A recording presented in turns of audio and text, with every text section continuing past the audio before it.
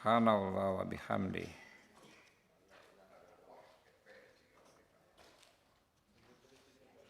Ya Pak Subhan, silakan. Ini setiap sholat namanya kita sebut.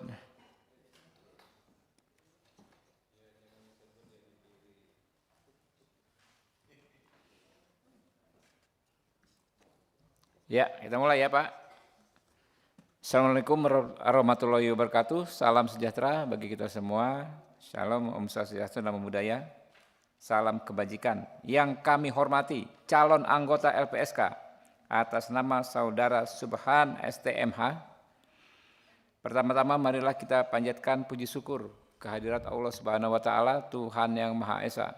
Karena atas perkenannya kita bisa menghadiri acara ini ya, uji kelayakan calon anggota LPSK periode tahun 2024-2029 dalam keadaan sehat walafiat. Kami menyampaikan terima kasih kepada Saudara Subhan STMH dalam hal ini sebagai calon anggota LPSK periode tahun 2024-2029 atas kesediaannya memenuhi undangan kami. Ini ada 3 poin ya nih Pak. Aturan yang pertama, alokasi waktu uji kelayakan itu 60 menit Pak. Nanti 60 menit selesai nggak selesai, kita selesai. Nah Bapak ada waktu 10 menit untuk menyampaikan pointer-pointer makalah Bapak. Yang kemarin Bapak bikin kan, 10 menit. Selesai nggak selesai juga kita cut. Karena kami udah baca Pak sebetulnya. Nah teman-teman punya waktu masing-masing yang ingin bertanya 5 menit ya. Mungkin nanti diatur Pak yang tadi sudah nanya belakangan dulu yang dengan yang belum. Kalau memang nggak ada ya nggak apa-apa ya. Nah kalau bisa ya memang kita nanti ngomong semua semaksimal mungkin. Mungkin itu teman-teman ya, silakan Pak Subhan punya waktu 10 menit. Dimulai dari sekarang. Terima kasih. Bismillahirrahmanirrahim. Yang terhormat pimpinan Komisi 3 DPR RI, yang terhormat Bapak Ibu anggota Komisi 3 DPR RI, Assalamualaikum warahmatullahi wabarakatuh. Selamat sore dan salam sejahtera untuk kita semua. Alhamdulillah wa syukurillah. Pertama-tama saya menyampaikan terima kasih Pak sudah diundang ke tempat ini dalam rangka fit and proper test untuk calon anggota LPSK periode 2024-2029. Saya kemarin dikasih judul makalah tata cara dan mekanisme penilaian ganti rugi atas permohonan pemberian kompensasi dan restitusi sesuai peraturan perundang-undangan. Mohon maaf sebelumnya karena makalah saya kemarin itu kurang lengkap, maka insya Allah hari ini saya akan memaparkan dan berusaha untuk melengkapinya. Saya mulai bahwa seperti kita ketahui bersama bahwa restitusi adalah ganti kerugian yang diberikan oleh pelaku tindak kejahatan kepada korban atau keluarganya yang diberikan oleh pelaku atau pihak ketiga. Pihak ketiga ini bukan pelaku tapi orang yang membantu membayarkan. Sementara kompensasi adalah ganti rugi yang diberikan oleh negara kepada korban tindak pidana karena pelaku tindak kejahatan tidak mampu membayar restitusi. Jadi kalau kita melihat di sini definisinya, sebetulnya kalau saya melihat kompensasi ini ada 2 macam nih. Artinya ada kompensasi pengalihan dari restitusi yang tidak mampu dibayarkan oleh pelaku tindak pidana kejahatan, kemudian berubah menjadi kompensasi yang dibayarkan oleh negara. Di sisi lain, ada kompensasi yang memang harus dibayarkan oleh negara, bukan pelimpahan dari restitusi. Misalnya kompensasi korban tindak pidana kejahatan pelanggaran HAM berat atau terorisme. Nah, selama ini tidak ada regulasi yang mengatur secara teknis tentang bagaimana tata cara permohonan restitusi dan kompensasi untuk tindak pidana, termasuk dengan pembayarannya. Kemudian terbitlah Peraturan Mahkamah Agung nomor 1 tahun 2002.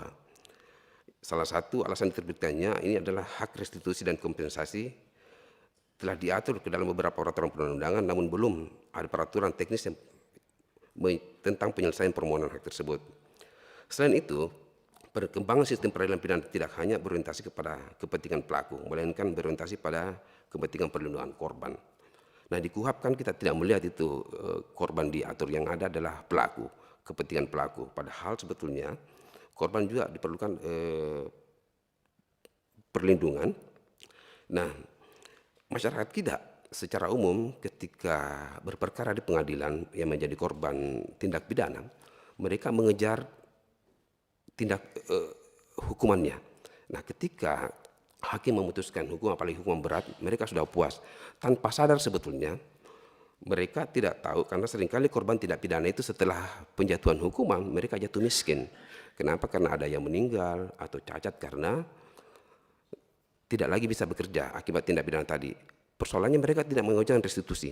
Maka disinilah kehadiran negara, LPSK untuk menjembatani pemberian restitusi kepada korban tindak pidana. Permohonan restitusi atas perkara tindak pidana pelanggaran HAM, mohon identitas korban, kemudian orang mengenai tindak pidana, identitas terdakwa, uraian kerugian dan yang diderita dan besaran restitusi yang diminta. Jadi besar restitusi itu dimohon oleh korban, kemudian LPSK menghitung dan LPSK yang menyampaikan ke persidangan. Selain itu, pemohon restitusi harus dilengkapi dengan fotokopi identitas, bukti kerugian material, bukti biaya korban, uraian kerugian material yang diderita, kemudian fotokopi surat kematian dan hal korban meninggal dunia, surat keterangan hubungan keluarga, ahli waris atau wali jika pemohonan dilakukan oleh keluarga, ahli waris atau wali. Surat kuasa khusus jika pemohon restitusi diajukan melalui kosadan, salinan atau petikan putusan pengadilan jika perkaranya telah diputus berkekuatan hukum tetap. Jika pemohon restitusi diajukan sebelum berkas perkara dilimpahkan, penuntut umum wajib memuatnya dalam surat dakwaan, memasukkannya dalam berkas perkara dan segera menyampaikan selain terdakwa atau penasihat hukumnya. Apabila korban tidak mengajukan permohonan restitusi, hakim memberitahukan hak korban saat ia hadir dalam persidangan untuk memperoleh restitusi yang dapat diajukan sebelum penuntut umum mengajukan tuntutan atau setelah putusan pengadilan berkekuatan hukum tetap. Ini tadi yang saya sampaikan. Penuntut umum wajib mencantumkan permohonan restitusi dalam tuntutan pidana. Kemudian hakim memeriksa berkas permohonan restitusi dan memberi penilaian hukum atas alat bukti yang diajukan dan mempertimbangkan dalam putusan yang wajib memuat pernyataan diterima atau tidaknya permohonan restitusi, alasan untuk menerima atau menolak baik sebagai atau untuk seluruh permohonan restitusi. Kemudian besaran restitusi yang harus dibayarkan terdakwa atau orang tua, terdakwa dalam hal terdakwa adalah anak dan pihak ketiga. Tapi permohonan restitusi tidak menghapus hak korban atau keluarga ahli waris dalam untuk mengajukan gugatan perdata. Jika permohonan restitusi ditolak karena terdakwa diputus bebas atau lepas dari tuntutan hukum. Jadi ketika terdakwa diputus bebas, maka korban tetap memiliki hak untuk melakukan tuntutan perdata. Permohonan restitusi dikabulkan dan terdakwa dihukum, akan tetapi terdapat kerugian yang diderita korban yang belum dimohonkan restitusi kepada pengadilan atau sudah dimohonkan namun tidak dipertimbangkan oleh pengadilan, maka secara perdata korban bisa melakukan permohonan. Pimpinan sidang. Tata cara permohonan kompensasi. Pada dasarnya, ketentuan permohonan restitusi dalam pasal 5 Peraturan Mahkamah Agung berlaku secara mutatis mutandis terhadap permohonan kompensasi dengan pengecualian. Permohonan tidak perlu memuat identitas pelaku, tindak pidana dalam hal identitas terdakwa pelaku tidak belum atau tidak diketahui, misalnya meninggal. Untuk permohonan kompensasi perkara pidana tertentu, permohonan harus dilengkapi itu surat keterangan dari penyidik yang menunjukkan pemohon sebagai korban tindak pidana teroris. Dalam hal pemohon diajukan untuk tindak pidana terorisme, surat keterangan dari Komnas HAM yang menunjukkan permohon sebagai korban atau keluarga orang tua, wali atau ahli waris, korban pelanggaran HAM yang berat. Dalam hal permohonan diajukan untuk tindak pidana pelanggaran HAM yang berat. Surat keterangan dari perwakilan Republik Indonesia di luar negeri yang menyatakan bahwa yang bersangkutan adalah korban berdasarkan ketentuan yang berlaku di negara tempat terjadinya tindak pidana terorisme. Dalam hal permohonan diajukan untuk warga negara Indonesia korban tindak pidana terorisme yang terjadi di luar wilayah Indonesia. Permohonan kompensasi wajib diajukan melalui LPSK. Permohonan kompensasi hanya dapat diajukan sebelum putusan pengadilan berkekuatan hukum tetap kecuali korban merupakan korban tindak pidana terorisme yang pelakunya tidak diketahui atau meninggal dunia, harus diajukan minimal 1 tahun sejak terjadinya peristiwa, dan korban merupakan korban tindak pidana terorisme yang terjadi di luar wilayah Indonesia. Karena sudah 10 menit ya, terkonsekuen. Lanjut ke pendalaman, silakan dari sisi kanan. Pak Tombas lagi ya, Pak Heru ya. Pak Heru dulu ya, Pak Tombas ya. Selanjutnya Pak Awi. Terima kasih pimpinan. Assalamualaikum warahmatullahi wabarakatuh. Yang saya hormati pimpinan dan rekan-rekan Komisi 3, yang saya hormati Pak Subhan, calon komisioner LPSK. Pertama saya ingin tanyakan adalah bagaimana tanggapan saudara ini terkait dengan bantuan materialistik seperti ekonomi, bantuan ekonomi, lalu kemudian beasiswa, bantuan pendidikan. Apakah ini bagian dari pemulihan para korban? Kemudian apakah itu menurut saudara cukup adil? Kemudian pertanyaan yang kedua adalah, menurut saudara apakah kelemahan atau kekurangan LPSK saat ini dalam rangka ini memperjuangkan hak restitusi bagi para korban?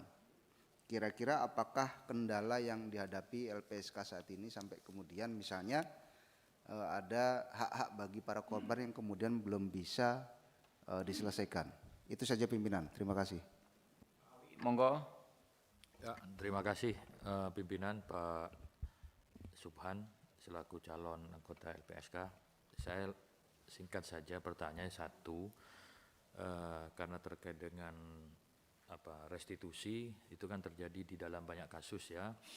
Penghitungan restitusi itu antara dari penyidik kepolisian itu selalu berbeda dengan penghitungan dari LPSK.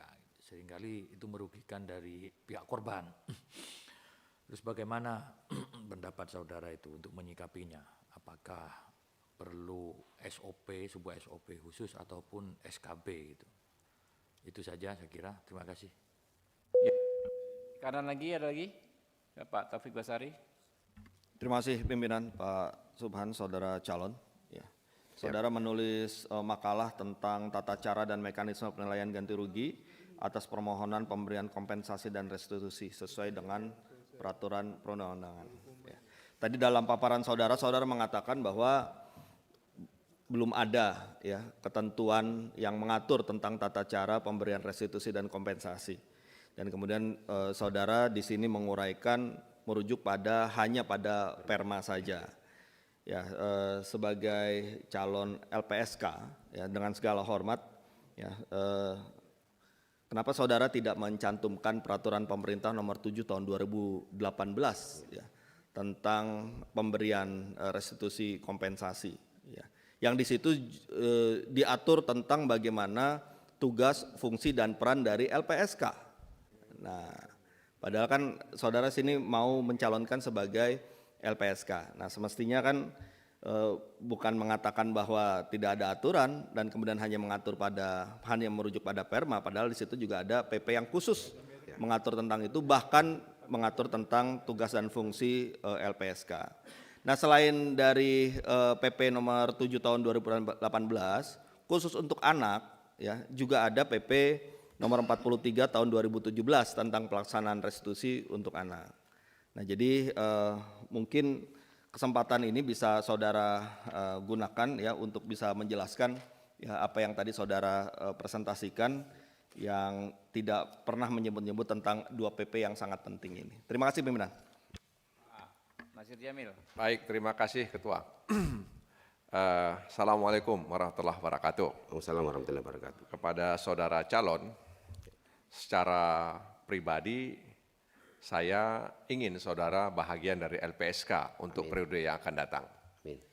Karena mungkin pengalaman saudara calon sebagai Kepala Perwakilan Ombudsman di Sulawesi Selatan paling tidak membantu LPSK ke depan membangun koordinasi dan kerjasama dengan lembaga negara atau lembaga pemerintah lainnya, lembaga kemasyarakatan atau perorangan, bahkan melakukan upaya pencegahan maladministrasi dalam upaya penyelenggaraan pelayanan publik. Itu harapan saya sebenarnya, saudara bisa masuk bahagian dari barisan LPSK ke depan. Satu-satunya kelemahan yang saudara miliki bahwa tidak ditemukan jejak rekam saudara dalam hal perlindungan saksi dan korban. Nah, oleh karena itu dalam kesempatan ini mungkin saudara bisa menyampaikan dalam forum ini apa yang pernah saudara ketahui tentang LPSK. Artinya apa yang menurut saudara calon yang membuat saudara calon begitu ingin hadir di LPSK. Ada peristiwa apa yang saudara baca di media massa atau di media lainnya terkait dengan peran dan kiprah LPSK. Mungkin ada satu peristiwa di mana saudara membacanya dan kemudian saudara merasa kagum ya dengan apa yang dilakukan oleh LPSK terkait tugas-tugas fungsi utama LPSK. Ya, jadi mungkin ada satu peristiwa lalu LPSK mendampingi dan peristiwa itu menjadi berita nasional, menjadi konsumsi publik, terutama barangkali di daerah saudara, sehingga saudara kemudian terlalu teringat dengan LPSK, dan ketika saudara selesai mengabdi di Ombudsman, saudara ingin mengabdi di LPSK. Terima kasih. Karena satu-satunya kelemahan saudara itu tidak memiliki jejak rekam ya, dalam konteks pengalaman dalam hal advokasi, perlindungan saksi dan korban. Dan yang terakhir, secara pribadi juga saya sepintas melihat wajah saudara seperti anggota Komisi 3 yang ada di sini, Pak Supriyansa. Ya, saya agak mirip, coba kalau saudara buka kopiah mungkin mirip ya. Mirip. Makanya saya ingin ya, saudara menjadi bahagian dari LPSK, dan karena itu apa yang disampaikan oleh sejumlah kolega lainnya itu menjadi catatan penting terhadap saudara calon. Demikian, terima kasih Ketua. Wassalamualaikum warahmatullahi wabarakatuh. Ada lagi teman-teman? Cukup ya? Bentar, masih ada lagi. Ya, bisa ditandatangani Pak, itu Pak. Dijawab dulu Pak. Terima kasih Pak. Ini nih. Sebelumnya, Masya Allah nih. Berarti beneran puasa ya? ya kepada pimpinan dan Iya, ditanggapi Pak, tanggapi Pak. Kelihatan itu kayak banyak kurma di depan Pak. Oke. Baik, sebelumnya saya mengucapkan terima kasih atas beberapa pertanyaan dan tanggapan.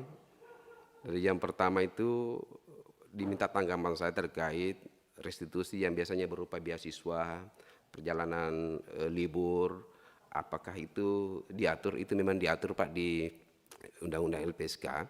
Itu hasil perhitungan mungkin ketika dianggap bahwa tingkat kesalahan atau tingkat kerusakan ditimbulkan oleh pelaku terhadap korban tidak separah yang seperti yang biasanya. Kemudian itu menurut saya ini kan tidak satu kaligus diberikan Pak, ini berkala. Jadi beasiswa itu mungkin panjang. Jadi sisi adil tidak adil saya kira tergantung yang menerima Pak. Bisa saja yang menerima ini menganggap itu sesuatu yang adil karena beasiswanya ditanggung sepanjang dia berkuliah. Kemudian dia boleh bepergian liburan menggunakan fasilitas restitusi tadi itu. Jadi kalau saya menilainya bahwa kalau itu sudah putusan hakim, karena semua restitusi dan kompensasi itu merupakan hasil putusan hakim. Jadi mau tidak mau bahwa itu adalah adil, dan selama ini juga tidak ada komplain mengenai itu Pak. Mereka menjalani saja hasil restitusi yang berupa beasiswa, liburan dan lain-lain. Saya kira itu Pak. Yang kedua, restitusi begini Pak, keputusan tentang restitusi dan kompensasi itu sepenuhnya ada kewenangannya pada hakim menentukan jumlahnya. Jadi terkadang gapnya antara perhitungan LPSK dan keputusan hakim itu berbeda, bahkan bisa jauh. Kalau kita melihat dari kasus Mario Dandi kemarin itu jauh sekali Pak. Itu sangat mengecewakan publik sebetulnya. Nah, kadang-kadang juga sementara kan di penyidik juga berbeda.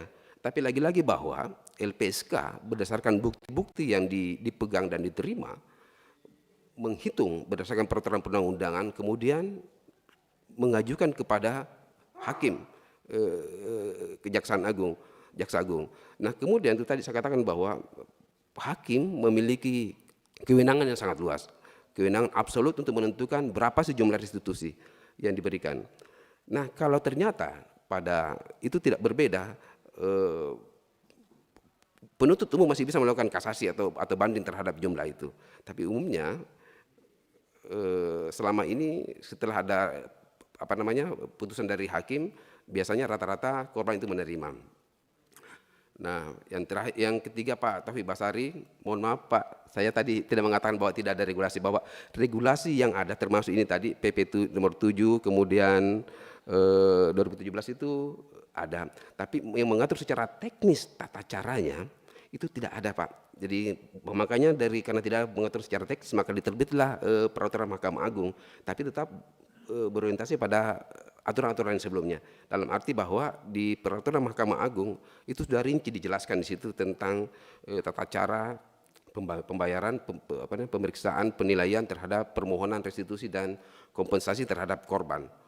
Nah, untuk Pak Nasir Jamil, ya, saya memang 2 periode di Ombudsman RI Sulawesi Selatan Pak sebagai kepala perwakilan. Sebenarnya rekam jejak saya ada Pak tentang LPSK itu. Mungkin Bapak yang tidak lihat. Ya, jadi gini Pak, saya kalau boleh, saya tidak mau satu-satunya kantor perwakilan Ombudsman yang dikunjungi oleh Ketua LPSK adalah Sulawesi Selatan Pak. Itu terjadi di tahun 2013 oleh Abdul Haris Semendawai.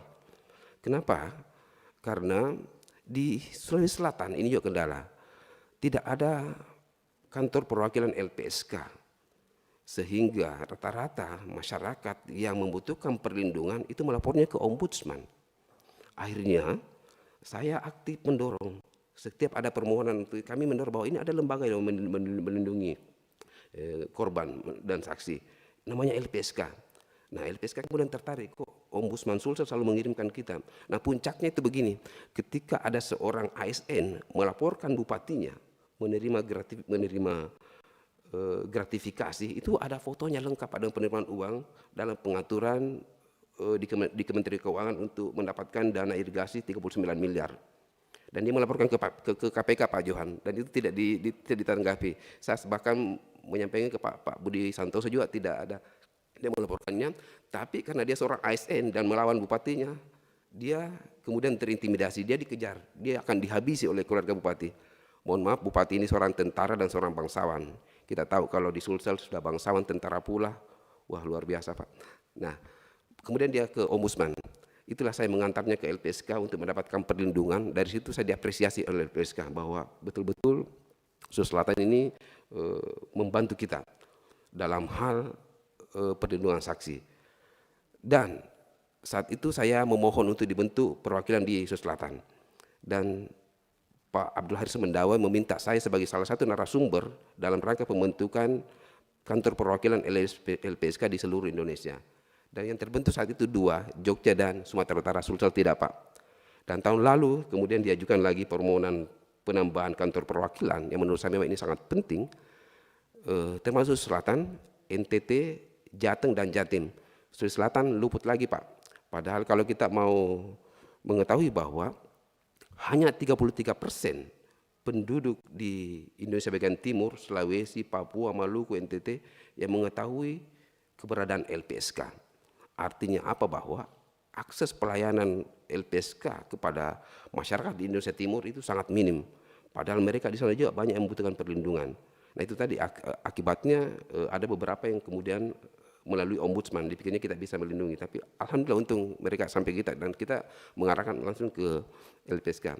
Jadi salah satu harapan saya sebetulnya Pak, sebagai salah satu peserta dari Indonesia Timur, harusnya memang sudah harus target kita tidak seperti LPSK saat ini hanya mentargetkan 10 kantor perwakilan. Seharusnya sudah mentargetkan seluruhnya. Apalagi sekarang baru 2 dan akan terbentuk 3, berarti baru 5. Ini sangat menjauhkan masyarakat dari akses layanan LPSK. Jadi semoga kalau saya dipercaya untuk menjadi anggota LPSK, kemudian saya akan memperjuangkan pembentukan kantor perwakilan di seluruh provinsi. Demikian. Assalamualaikum warahmatullahi wabarakatuh.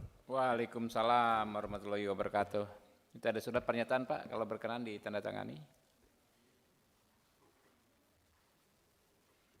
Ya, terima kasih Pak Subhan ya atas kehadirannya.